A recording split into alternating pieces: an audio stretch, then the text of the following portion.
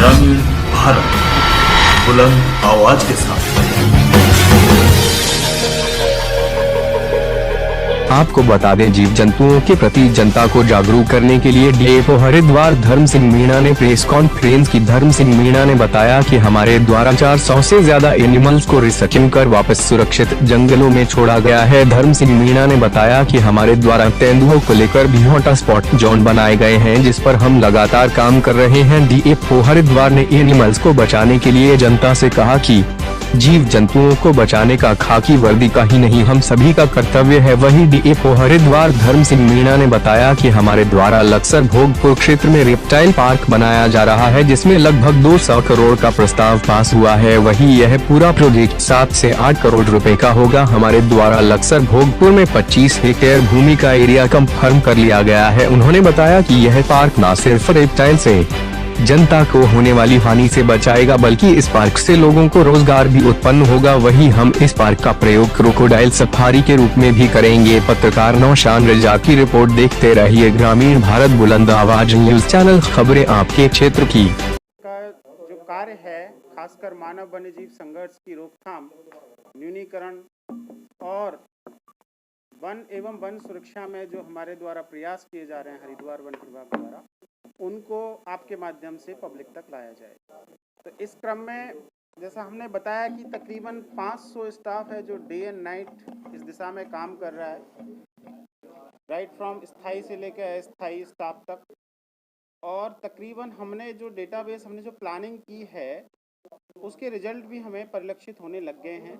पिछली प्रेस वार्ता में ये हम लोगों ने डिसीजंस लिए थे कि हम आपका भी जो सजेशंस है, सहयोग है, समय समय पर लेते रहेंगे। तो उसी कड़ी में आज हम लोग पुनः आपके सामने आए हैं और जो एलिफेंट को लेके हमने कार्य योजना बनाई है, जिसमें जो मोस्टली जो एलिफेंट आता था राजा जी नेशनल पार्क से, जो श्यामपुर और रशियाबाद रेंज है, उसे पार करके हरिद्वार रेंज में आ जाता था, जिसके कारण से फिर आबादी क्षेत्र में आने के बाद में आबादी में दुर्घटना होने की संभावना रहती है। तो हम लोगों ने अभी कार्यशैली, जो हमारा जो रणनीति थी, उसमें थोड़ा बदलाव करते हुए जो एक्शंस लिए हैं, उससे ये सामने आ रहा है कि पिछले 1 वीक से एलिफेंट का मूवमेंट को हम रोकने में सक्षम हुए हैं। इसी कड़ी में हम लोगों ने जो ब्रह्मा, हमारा एलिफेंट, एक एलिफेंट है जिसका नाम ब्रह्मा है, वो लीडर एक्चुअली, उसको रेडियो कॉलर किया हुआ है। तो वो मोस्टली लीडर है, वो बाकी के जो सदस्य हैं उनको लेके चलता है। तो उसी दिशा में हम लोग ये विचार भी कर रहे हैं कि क्यों ना और 5-6 जो हमारे पास रेडियो कॉलर्स हैं WI के पास में, उनसे संपर्क करके बाकी के जो एलिफेंट है उनको भी रेडियो कॉलर किया जाए, जिससे कि हम उस रेडियो कॉलर का सैटेलाइट डेटा है उसको मैनेजमेंट में उपयोग कर सकें। जो रियल टाइम उसका लोकेशन है वो हमें पता चल पाए, क्योंकि ऐसे हम 5-6 यदि लीडर्स को, जो ग्रुप के लीडर हैं, उनको रेडियो कॉलर कर देंगे तो हमें एलिफेंट का एग्जैक्ट मूवमेंट पता चल जाएगा कि कौन सी जगह है, हम उसको आबादी क्षेत्र में घुसने से पहले ही रोक देंगे। तो ये हमारा शॉर्ट टर्म स्ट्रेटेजी है। लॉन्ग टर्म स्ट्रेटेजी की बात करें एलिफेंट को लेकर, तो उसमें हम क्रॉपिंग पैटर्न पे काम कर रहे हैं। उसमें अभी हम लोगों ने विलेज प्रोटेक्शन फोर्स बनाने का काम WWF और तितली ट्रस्ट के माध्यम से प्रारंभ भी कर दिया है। इस कड़ी में अभी 450 जो हमारा राजा जी का जो सदर्न बाउंड्री है, उसमें रसूलपुर बेरी और जो अजय राव और हरिपुर कला, इन विलेजेस में ऑलरेडी हम लोगों ने जो गैस सिलेंडर है वो प्रोवाइड किए हैं, जिससे कि पब्लिक का कॉन्फिडेंस हम पहले ले पाएँ, उसके बाद उनको डायरेक्टली इन्वॉल्व करें। तो विलेज प्रोटेक्शन फोर्स के माध्यम से हम लोग इस दिशा में आगे बढ़ रहे हैं और धीरे धीरे हम समझाएं कि जो कैश क्रॉप है उसको धीरे धीरे चेंज करें। अन्य बहुत सारी कैश क्रॉप है जिनको हम लगा सकते हैं, तो उस दिशा में काम कर रहे हैं। जो रेप्टाइल्स हैं, यहाँ हरिद्वार में रेप्टाइल्स का बड़ा प्रॉब्लम है, चाहे वो स्नेक्स हो या क्रोकोडाइल हो, क्योंकि तकरीबन हर एरिया में क्रोकोडाइल है और हर एरिया में एवरी ईयर इसका स्नेक्स का रेस्क्यू होता है। स्नेक्स की बाइट सबसे ज़्यादा हुई हैं, आई थिंक पूरे उत्तराखंड में स्नेक्स के कारण जो डेथ हुई है हाईएस्ट होगी इस रीजन में। तो उस दिशा में हम लोगों ने, पिछली आपसे वार्ता हुई थी तो डिसीजन लिया था कि क्यों ना एक क्रोकोडाइल पार्क बनाया जाए। तो उसी में पुनः सजेशन आया कि स्नेक्स को भी उसमें इंक्लूड कर लिया जाए और we shall go for reptile park.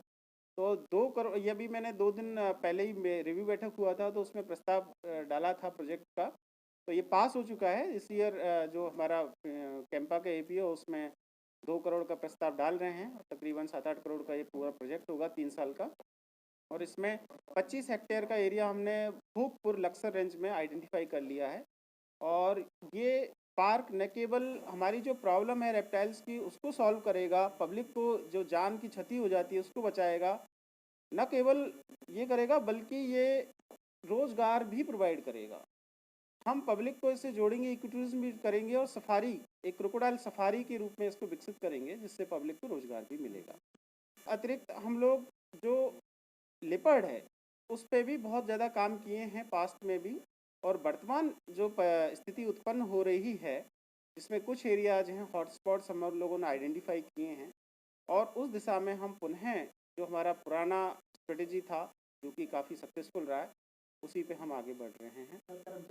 जो हमारा वर्किंग स्टाइल है उसको लेके कुछ लोगों ने आपत्ति जताई है, और उसी के क्रम में क्योंकि हम लोग एक ही दिन बैठे और सोमवार को तो ये हो गया, तो उस क्रम में इनसे वार्तालाप किए गए हैं, उच्च स्तर से भी वार्तालाप किए गए, हमने भी बार बार किए, बट कुछ नतीजा नहीं निकला है। कुछ स्टाफ ने ज्वाइन भी कर लिया है, आप ही के बीच में है वो स्टाफ, और बशर्ते ऐसा कोई इश्यू नहीं है। आपने भी देखा होगा हमारा ऑफिस सुचारू रूप से चल रहा है, सैलरी सबकी निकल चुकी है एक्सेप्ट जो हड़ताल पे हैं, और उनसे उच्च लेवल पे वार्तालाप चल रहा है, या जो भी गवर्नमेंट डिसीजन लेगी वो उच्च लेवल का डिसीजन है।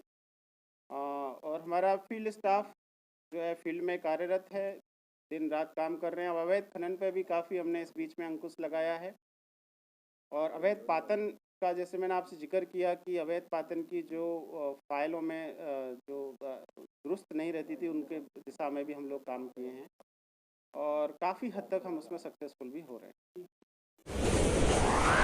ग्रामीण भारत बुलंद आवाज के साथ।